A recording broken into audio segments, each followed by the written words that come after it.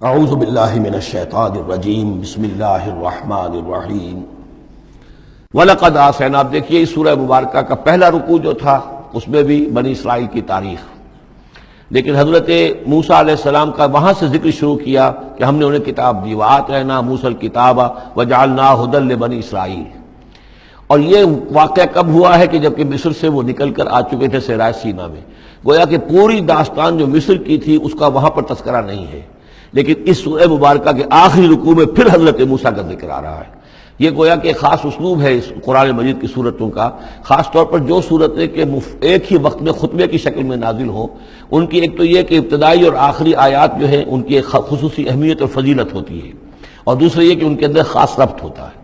تو بنی اسرائیل کی تاریخ کے بعد کے ادوار وہاں آئے ہیں، لیکن جو مصر کے اندر ان کے ساتھ ہوا ہے اس کا ذکر اب یہاں ہو رہا ہے.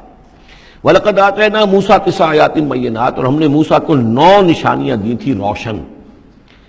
2 نشانیاں تو وہ تھیں کہ جو وہ اولین مرحلے پر اللہ تعالیٰ نے ان کو دی تھیں، یعنی یہ کہ ایک عصا جو کہ وہ سانپ بن جاتا تھا یا اژدہا بن جاتا تھا، اور دوسرے ان کا وہ ہاتھ کے جو چمکنے لگتا تھا. اس کے بعد 7 نشانیاں ان کو جو اور دکھائی گئی مختلف اوقات میں، ان پر جو عذاب آئے اور حضرت موسیٰ کے دعا کرنے سے پھر وہ وقت پر ٹل جاتے رہے.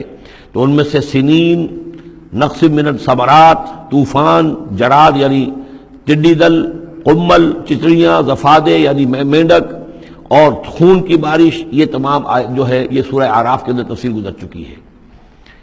لقد آتینا موسیٰ 9 آیات بینات فصل بنی اسرائیل اذ جاءہم. تو ذرا پوچھ لو ان بنی اسرائیل سے کہ جب موسیٰ ان کے پاس آئے، فقال له فرعون، تو فرعون نے ان سے کہا، انی لاظنک یا موسیٰ مسحورا، کہ میں تو یہ سمجھتا ہوں کہ اے موسیٰ تم پر کوئی جادو ہو گیا ہے. اب دیکھیے یہی لفظ آیا یہاں پر جو حضور کے بارے میں صورت میں آیا ہے، ان تتبعون الا رجلا مسحورا، تم نہیں پیروی کر رہے ہو مگر ایک ایسے شخص کی جس کے اوپر سحر ہو گیا ہے. یہی بات کہی گئی تھی حضرت موسیٰ علیہ السلام سے. فرعون نے کہا، انی لاظنک یا فرعون مسحورا، اے فرعون میں تو یہ سمجھتا ہوں کہ تم پر جادو ہو گیا ہے. قال لقد علمت ما انزل هؤلاء الا رب السماوات والارض. اب ظاہر بات ہے کہ یہ حضرت موسیٰ علیہ السلام ہے، ویسے بھی جلالی مزاج تھا ان کا. پھر یہ فرعون جس سے یہ مکالمہ ہو رہا ہے ان کے چھوٹے بھائی کے مانند بھی تھا، تو اس سے اسی انداز میں بات کر رہے ہیں، اس میں تنتنا وہی ہے. لقد علمت، تجھے خوب معلوم ہے، ما انزل هؤلاء، نہیں اتارا ہے ان نشانیوں کو، الا رب السماوات والارض، مگر اسی نے کہ جو آسمانوں اور زمین کا مالک ہے، بصائر، سجھانے کے لیے، دکھانے کے لیے، تمہاری آنکھیں کھولنے کے لیے. وانی لاظنک یا فرعون مسبورا، اور اے فرعون تو سمجھتا ہے کہ مجھ پر جادو ہو گیا ہے، اب میں یہ سمجھتا ہوں کہ تو تباہی اور ہلاکت کے کنارے تک پہنچ چکا ہے، اب تیری بربادی اور تیری ہلاکت یقینی ہے. فاراد ان یستفزهم من الارض، تو فرعون نے ارادہ کیا کہ انہیں اکھاڑ پھینکے زمین سے، یعنی جو بھی اس نے شکل اختیار کی تھی کہ لڑکوں کو قتل کرو اور لڑکیوں کو زندہ رکھ لو، ظاہر بات ہے قوم کے استحصال کا اور اس کو ختم کرنے کا اس سے اور زیادہ عمدہ ذریعہ کیا ہو سکتا ہے. فاغرقناہ ومن معہ جمیعا، تو غرق کر دیا ہم نے اس کو اور اس کے جتنے بھی لوگ اس کے ساتھ تھے ان سب کو. وقلنا من بعدہ لبنی اسرائیل اسکنوا الارض، اور پھر ہم نے کہہ دیا بنی اسرائیل سے ان کے اس کے بعد کہ اب زمین میں تم آباد ہو جاؤ. فاذا جاء وعد الآخرۃ جئنا بکم لفیفا، جب پھر اگلا وعدے کا وقت آئے گا، پچھلے وعدے کا وقت آئے گا تو ہم لے آئیں گے تمہیں سب کو سمیٹ کر. یہ وعد الآخرہ سے مراد اکثر و بیشتر تو لیا گیا آخرت کا، اور جب قیامت آئے گی، یعنی تم زمین میں رہو، قیامت آئے گی تم سب کو ہم جھاڑو پھیر کر جمع کریں گے، سب کے سب جمع ہوں گے، ایک میدان حشر میں آئیں گے، سب کے سب جمع ہو جائیں گے. جیسے کہ کہیں جو ہے وہ باغ میں جو ہے جھاڑو دی جاتی ہے اور سب کو جمع کر لیا جاتا ہے، تنکوں وغیرہ کو، جئنا بکم لفیفا، تم سب کو لپیٹ کر لے آئیں گے. لیکن میرا گمان یہ ہے کہ اس کے اندر اشارہ ہے اس بات کی طرف کہ جو ڈائسپورا کا پیریڈ جو چل رہا تھا بنی اسرائیل کی تاریخ کا، جو شروع ہوئے حضور کی بعثت کے وقت جو ہے 500 برس ہو چکے تھے، اور جب یہ صورت نازل ہو رہی ہے تو گویا کہ 550 برس ہو چکے تھے ان کے ڈائسپورا کو. اس لیے کہ 40 برس کی عمر میں تو حضور پر وحی شروع ہوئی ہے اور کم سے کم 10-12 سال اور بیت چکے ہیں. 550 برس سے وہ نکال دیے گئے تھے سرزمین فلسطین سے، اور وہ منتشر ہو گئے تھے پوری زمین میں، کوئی کہیں کوئی کہیں کوئی کہیں. لیکن اشارہ کیا جا رہا ہے کہ جب آخرت کا وقت قریب آئے گا تو تم سب کو سمیٹ کر لے آئیں گے، جیسے کہ آج ان کو جھاڑو پھیر کر پوری دنیا میں یہودیوں کو فلسطین میں جمع کیا جا رہا ہے. اس لیے کہ ان کا جو آخری جو انجام ہے، جس سزا کے یہ مستحق ہو چکے تھے حضرت مسیح علیہ السلام کو رد کر کے، اور جس سزا کی مزید توثیق ہو گئی جبکہ انہوں نے حضور پر بھی ایمان لانے سے انکار کر دیا، تو اب یہ کنڈمڈ پرزنرز کے مانند ہیں کہ اب ان کی سزا تو ہو چکی ہے لیکن اس کی ایگزیکیوشن ابھی باقی ہے. وہ ایگزیکیوشن جو ہے عنقریب وہ وقت آنے والا ہے کہ جب ان کی ایگزیکیوشن ہوگی، اور ظاہر بات ہے پوری دنیا میں پھیلے ہوئوں کے لیے وہ ایگزیکیوشن جو ہے اس کے بجائے بہتر شکل یہ کہ ان کو سمیٹ کر لے آیا جائے. تو در حقیقت یہ گریٹر اسرائیل کا قیام جو بھی ہو رہا ہے، اسرائیل تو قائم ہو گیا ہے اور عین ممکن ہے کہ گریٹر اسرائیل بھی قائم ہو جائے جیسا کہ ان کا نقشہ ہے، لیکن یہ کہ وہ ان کا گریٹر گریو یارڈ بنے گا. پھر بالآخر حضرت مسیح ہی زمین پر دوبارہ نازل کیے جائیں گے اور انہی کے ذریعے سے اس قوم کی ہلاکت ہوگی آخری. تو جب وہ وقت آئے گا قیامت کے وعدے کا تو پھر ہم تمہیں لے آئیں گے سمیٹ کر، پوری دنیا میں سے جھاڑو پھیر کر تمہیں سب کو ایک جگہ جمع کر لیں گے. واللہ عالم. اب اس کے بعد پھر اس سورہ مبارکہ کے آخری آیات میں قرآن مجید کا تذکرہ جو ہے بڑے شاندار الفاظ میں ہے. وَبِالْحَقِّ أَنزَلْنَاهُ وَبِالْحَقِّ نَزَلَ. اس کو تو جب تک اس طرح زور دے کر نہ پڑھا جائے تو اس کا جو اصل جو ہے اس کا اثر وہ ظاہر نہیں ہوتا. اس قرآن کو ہم نے حق کے ساتھ نازل کیا ہے اور یہ حق کے ساتھ نازل ہوا ہے. یہ بالکل ایسے ہی ہے جیسے کہ سورۃ طارق میں ہے وَمَا هُوَ بِالْحَزْلِ إِنَّهُ لَقَوْلٌ فَصْلٌ وَمَا هُوَ بِالْحَزْلِ. یہ قرآن اب قول فیصل بن کر نازل ہوا ہے. جیسے کہ حضور نے فرمایا، حضرت عمر رضی اللہ تعالیٰ عنہ راوی ہے، ان اللہ یرفع بہذا الکتاب اقواما ویضع بہ آخرین. اب اللہ تعالیٰ اسی کتاب کی بدولت قوموں کو اٹھائے گا. مسلمانوں کو اٹھایا، عروج پر پہنچایا، اور اب ہم مسلمانوں نے اسے ترک کر دیا تو ہمیں زمین پر گرا دیا ہے. خار از محجوری قرآن شدی، شکوہ سنجے گردش دوران شدی، اے تو شبنم برزمی افتندئی در بغل داری کتاب زندگی. وبالحق انزلناہ وبالحق نزل وما ارسلناک الا مبشرا ونذیرا. اور اے نبی ہم نے نہیں بھیجا ہے آپ کو مگر بشارت دینے والا اور نذیر بنا کر، خبردار کرنے والا. وقرآنا فرقناہ. اور یہ قرآن جو ہے اس نے ہم نے ٹکڑے ٹکڑے کر کے بھیجا ہے، تھوڑا تھوڑا کر کے بھیجا ہے، ایک دم پورا نہیں اتار دیا ہے. لتقرأوا علی الناس علی مکث. تاکہ آپ یہ پڑھیں لوگوں پر، لوگوں کو سنائیں پڑھ کر ٹھہر ٹھہر کر، حالات کے مطابق. جن حالات سے کہ آپ کی دعوت اور تحریک گزر رہی ہو اسی کی مناسبت سے آیات نازل ہوں. سابقہ رسولوں کے حالات میں سے بھی جو واقعات کے اس دور کے ساتھ مناسبت رکھنے والے ہیں انہی کا تذکرہ کیا جائے. وَنَزَّلْنَاهُ تَنزِيلًا.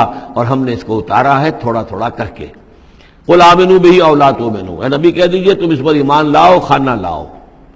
ان الذین اوتوا العلم من قبلہ. یقیناً وہ لوگ جنہیں اس سے پہلے علم دیا گیا تھا. اذا یتلیٰ علیہم. جب یہ قرآن ان کو پڑھ کر سنایا جاتا ہے، یخرون للاذقان سجدا. تو وہ اپنی ایڑیوں کے، اپنی ٹھوڑیوں کے بل سجدے میں گر پڑتے ہیں. ویقولون. اور کہتے ہیں سبحان ربنا. یہ یقیناً ہوں گے جب قرآن یہ کہہ رہا ہے تو یہود کے علماء میں سے اس وقت جب تک کہ براہ راست جو کنفرنٹیشن نہیں ہوئی تھی، حضور ابھی مدینے نہیں آئے تھے، دور دور سے خبریں آ رہی تھیں، تو بعض لوگ ہوں گے کہ جو دل کے اندر ان کے یہ نیکی کے جذبات جو ہیں وقتی طور پر اٹھے ابھرے اور انہوں نے قرآن مجید کو پہچان کر پھر یہ کہ وہ سجدے میں گرے اللہ کے سامنے. وَيَقُولُونَ سُبْحَانَ رَبِّنَا إِن كَانَ وَعْدُ رَبِّنَا لَمَفْعُولًا. اور وہ کہتے ہیں پاک ہے ہمارا رب، اور یقیناً ہمارے رب کا وعدہ تو پورا ہو کر رہنا ہی تھا. اللہ کا تو وعدہ تھا، اللہ نے کہا تھا کہ ایک آخری نبی میں بھیجوں گا، اللہ نے کہا تھا اس کے منہ میں اپنا کلام ڈالوں گا. یہ کتاب استثناء جو ہے ڈیٹرانومی، اس کا باب جو ہے 18 اس کی 18 اور 19ویں آیات کے اندر ہے کہ میں ان کے بھائیوں میں سے اے موسیٰ تیرے مانند ایک نبی اٹھاؤں گا.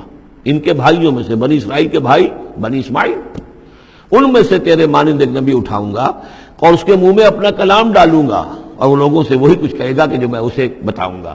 اب اس کی مصداق آ گیا. ان کان وعد ربنا لمفعولا. یقیناً ہمارے رب کا وعدہ تو پورا ہونا ہی تھا. وَيَخِرُّونَ لِلْأَذْقَانِ يَبْكُونَ. اور وہ گر پڑتے ہیں اپنی ٹھوڑیوں کے بل روتے ہوئے. وَيَزِيدُهُمْ خُشُوعًا. اور ان کے اندر خشوع اور خضوع کے اندر اضافہ ہو جاتا ہے. آیت سجدہ ہے، سجدہ کر لیجیے. عظیم خزانے ہیں معرفت خداوندی کے اور توحید ربانی کے. اسی طرح کی 2 آیات آئیں گی سورہ کہف کے آخر میں. قُلِ ادعوا اللَّهَ أَوِ ادعوا الرَّحْمَٰنَ. کہو کہ چاہے اللہ کہہ کر پکار لو اور چاہے رحمان کہہ کر پکار لو. أَيَّمَّا تَدْعُوا. جس سے تم پکارو فَلَهُ الْأَسْمَاءُ الْحُسْنَىٰ. یہ جان لو کہ تمام اچھے نام اسی کے ہیں. ہر خیر، ہر خوبی، ہر بلائی، ہر حسن، ہر کمال، ہر جمال، جو بھی تم تصور کر سکتے ہو، any good, any beauty, any perfection, جس چیز کا تصور کرو وہ اللہ کی ذات میں بتمام و کمال موجود ہے. فَلِلَّهِ الْأَسْمَاءُ الْحُسْنَىٰ. قُلِ ادعوا اللَّهَ أَوِ ادعوا الرَّحْمَٰنَ أَيَّمَّا تَدْعُوا فَلَهُ الْأَسْمَاءُ الْحُسْنَىٰ وَلَا تَجْهَرْ بِصَلَاتِكَ وَلَا تُخَافِتْ بِهَا اور جب اس سے تم سرگوشی کیا کرو، مناجات کیا کرو نماز پہ، تو نہ تو اپنی آواز بہت بہت پست رکھو اور نہ ہی اس کو بہت زیادہ بلند کرو، وابتغ بین ذالک سبیلا، بلکہ اس کے بین بین ایک روش اختیار کرو۔ آخری آیت جو ہے یہ یوں سمجھیے کہ اپنے مضمون کی مناسبت کے اعتبار سے تو واقعتاً یہ ہے کہ یہ سورہ اخلاص کے تقریباً ہم وزن آیت ہے۔ 5 انداز سے اس میں اللہ تعالیٰ کی توحید اور عظمت کا بیان ہے ایک آیت میں۔ قل الحمدللہ، کہیے کل حمد، کل شکر اللہ کے لیے، الذی لم یتخذ ولدا، دوسری بات جس نے کہ کسی کو اپنی اولاد نہیں بنایا، نہ بیٹا نہ بیٹی، لم یلد ولم یولد، سورہ اخلاص، ولم یکن لہ شریک فی الملک، نمبر 3 اس کا کوئی ساجی نہیں ہے بادشاہی میں، تنہا مالک ہے، مالک الملک، کوئی اختیار کسی کے پاس نہیں ہے۔ چوتھی بات وَلَمْ يَكُنْ لَهُ وَلِيٌّ مِّنَ الذُّلِّ، اس کا کوئی ولی کمزوری کی وجہ سے نہیں ہے۔ تم دوستیاں نبھاتے ہو، پالتے ہو اس لیے کہ تمہیں ضرورت ہوتی ہے، دوست وقت پہ کام آئے گا، تم اس کی کبھی کوئی ناجائز بات بھی ماننے پہ مجبور ہو جاتے ہو، دوست ہے اس کی بات کیسے ٹال دوں، اس لیے کہ دل میں یہ ہوتا ہے کہ کبھی مجھے بھی اس سے کوئی بات منوانی پڑے گی، ضرورت ہو سکتا ہے۔ اللہ کو کوئی احتیاج نہیں، تمہاری دوستیوں کے ساتھ تمہاری احتیاجیں، تمہاری کمزوریاں بھی وابستہ ہیں، اللہ کی دوستی ہے لیکن اس کی کسی کمزوری کی بنیاد پر نہیں، یہ تصور ذہن سے نکال دو۔ لہذا اللہ پر کوئی دھونس نہیں جما سکتا، اللہ سے کوئی بات کوئی جبرن جو ہے اپنی طاقت کے بل پر بنوا نہیں سکتا۔ اور سب سے بڑی پھر 5ویں بات وَكَبِّرْهُ تَكْبِيرًا، اس کی تکبیر کرو جیسے کہ تکبیر کا حق ہے، اور تکبیر کرو کہ میں نے ترجمہ کیا ہے، تکبیر کہنے سے صرف نہیں ہو جاتی، اللہ اکبر کہنا جو ہے یہ تو صرف ایک پہلا درجہ ہے۔ ہم نے کہا اللہ بڑا ہے، اللہ کو بڑا کرو جیسا کہ بڑا ہونا چاہیے، تمہاری پارلیمنٹ میں اس کی بڑائی مانی جائے، طے ہو اس پارلیمنٹ کے اوپر تلوار لٹکی ہوئی ہے، کتاب و سنت کے خلاف کوئی قانون سازی یہاں نہیں ہو سکتی، تب معلوم ہوا کہ اس پارلیمنٹ میں اللہ بڑا ہے۔ تمہاری عدالت کے اندر اللہ بڑا ہو، معلوم ہو کہ اللہ کے قوانین کے خلاف یہاں کوئی فیصلہ نہیں ہو سکتا۔ وَمَن لَّمْ يَحْكُم بِمَا أَنزَلَ اللَّهُ فَأُولَٰئِكَ هُمُ الْكَافِرُونَ، جب تک اس پر عمل نہیں ہوتا اللہ بڑا کہاں ہے؟ اللہ کو تو آپ نے مسجدوں میں بند کر دیا، مسجدوں میں رہو، بس یہاں ہم تیری تکبیر بھی کریں گے، جو بھی ہے، جو بھی ہم کچھ تسبیح تحمید کرتے رہیں گے، بازار سے باہر نہ، مارکیٹ میں بھی کوئی اور چیز بڑی ہے، گھر میں بھی بیوی بڑی ہے، کیا کریں بیوی نہیں مانتی، کیا کریں جی عورتیں نہیں مانتی، بات تو واقعی غلط ہے، آپ جو کہہ رہے ہیں بات صحیح ہے لیکن کیا کریں عورتیں نہیں مانتی، کون بڑا ہے؟ بڑا تو پھر اللہ نہیں ہے۔ کبر ہو تکبیرا، اسے بڑا کرو جیسے کہ بڑا کرنے کا حق ہے۔ تو یہ 5 اسلوب ہیں اس میں کہ جو توحید کے بیان ہوئے ہیں۔ صدق اللہ العظیم۔